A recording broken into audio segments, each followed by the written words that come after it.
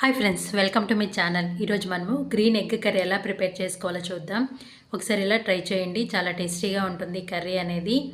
దీన్ని ఎలా తయారు చేసుకోవాలో చూద్దాం. స్టవ్ ఆన్ చేసి ఒక ప్యాన్లోకి 1 టేబుల్ స్పూన్ వరకు నూనెను వేసుకోండి.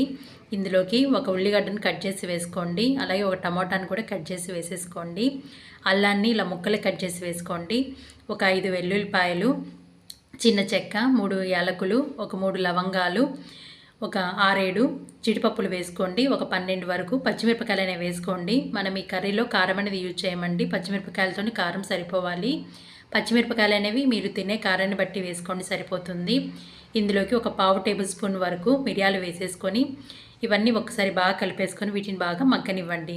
మధ్య మధ్యలో కలుపుకుంటూ వీటిని మంచిగా మగ్గించేసుకోండి. ఈ మంచిగా మగ్గిపోయిన తర్వాత ఇందులోకి కొద్ది కొత్తిమీర, కొద్దిగా పుదీనా, అలాగే కొన్ని కరివేపాకులు వేసేసుకొని ఒక్కసారి బాగా కలిపేసేసుకొని వీటిని కూడా బాగా మగ్గనివ్వండి. ఇవి కూడా మంచిగా మగ్గిపోయిన తర్వాత వీటిని ఒక ప్లేట్లో తీసేసుకొని పక్కన పెట్టేసి వీటిని బాగా చల్లారనివ్వండి. ఇప్పుడు ఇదే ప్యాన్లోకి ఉడికించి పెట్టుకున్న ఒక 4 కోడిగుడ్లని ఇలా ఘాట్లు పెట్టేసి వేసేసుకోండి. వేసేసుకొని వీటి యొక్క పై లేయర్ అనేది కొద్ది కలర్ మారేంత వరకు ఫ్రై చేసేసుకోండి, సరిపోతుంది. ఇవి మంచిగా ఫ్రై అయిపోయిన తర్వాత స్టవ్ ఆపేసి పక్కన పెట్టేసేసుకోండి. ఇప్పుడు ఒక మిక్సీ జార్లోకి ఇప్పుడు మనం ఫ్రై చేసి పెట్టుకున్న వీటిని మొత్తాన్ని వేసేసుకోండి. ఇందులోకి ఒక పెద్ద టేబుల్ స్పూను పెరుగు, అలాగే కొద్దిగా నీళ్లు పోసేసి మెత్తగా మిక్సీ పట్టేసేసుకోండి. స్టవ్ ఆన్ చేసి ఒక కడాయిలోకి 2 టేబుల్ స్పూన్ నూనెను వేసుకోండి. నూనె కొద్దిగా వేడవనివ్వండి.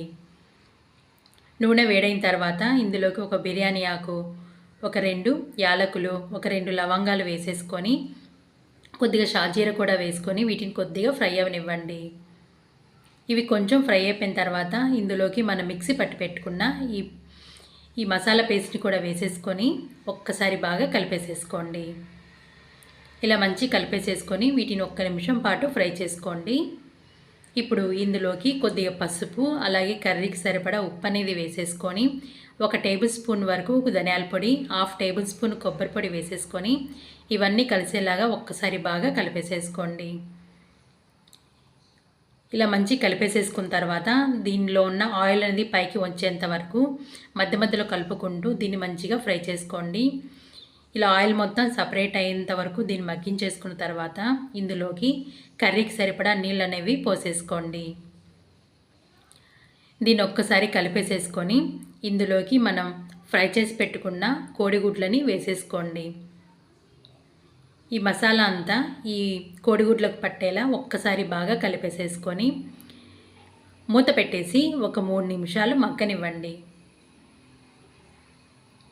ఒక 3 నిమిషాల తర్వాత కర్రీ అనేది చిక్కబడిపోయిందండి, అలాగే ఆయిల్ కూడా పైకి వచ్చేస్తుందంటే మన కర్రీ అనేది రెడీ అయిపోయినట్లే.